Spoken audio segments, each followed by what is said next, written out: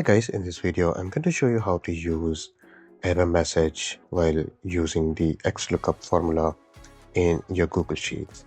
Let's say your search key term is not available where you're looking in the range. So what type of error message it should give? So we're going to explore three types of error messages here in this video.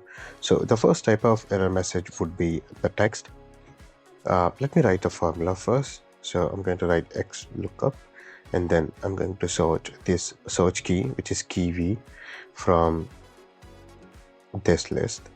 So if it is going to check in this item list. If key V is available, then it is going to grab the price from a C column. So if it is not available, so what should be the case? So you have to add double quotes when you are entering the text. So I'm going to add item is out of stock.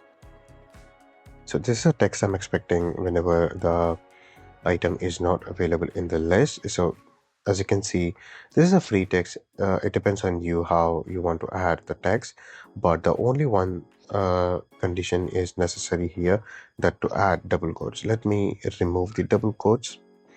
So you can see the formula will give the error.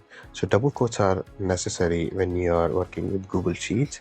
So always for text you must enter double quotes, then only the formula works. The formula identify the text.